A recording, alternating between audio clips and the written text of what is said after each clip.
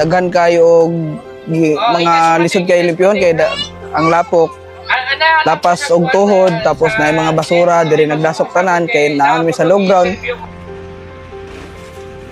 Sa among pagpanglimpyo, dako kay magpasalamat pod sa nagtabang sa amoa diri nga naay mga equipment gandag ko nga magkarga sa basura, maghakot sa mga lapok nga lalom ka daghan kayong lapok. Hinaot nga magmalampuson kini nga programa sa Lanao, daghan pa silang matabangan dili lang diri sa Ubaldo kundi sa tanan pa nga mga biktima sa Basyang.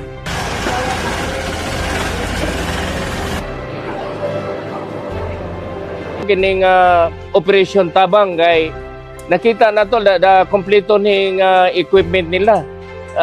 Naghakot sa mga yuta nga anod, basura, nakatabang ni sa syudad.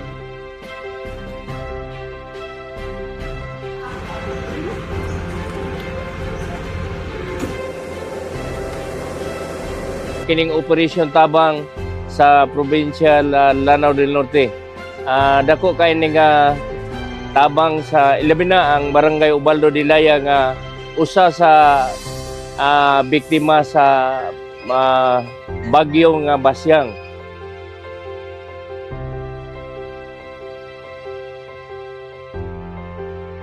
Dako kay pasalamat sa province of Lanao del Norte sa inyong pagtabang sa clearing operation. Ang barangay Mayahay badly devastated kay sa bagyong Basyong. Times 2 ang kakusog sa kung atusok doon sa Sindong. Kita na to ang inyong pag-clearing operation sa province of Lanao del Norte. Dako kay tabang nga ma-restore ang amuang barangay Mayahay. Salamat jud kay sa inyong tabang kay kami nangyanglan jud nga sa madaling panahon mabalik ang itsura sa Mayahay.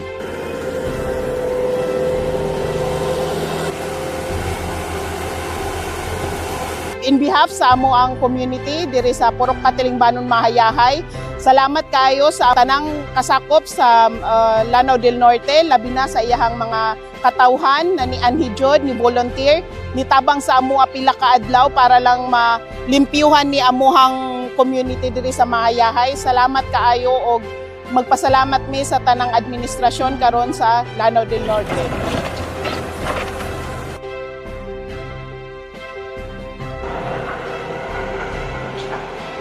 Daghang kayong salamat sa inyong pagtabang. Si Allah na ang kabalo sa pagsukli sa inyo, sa inyong kaayuhan, pagtabang sa katawhan.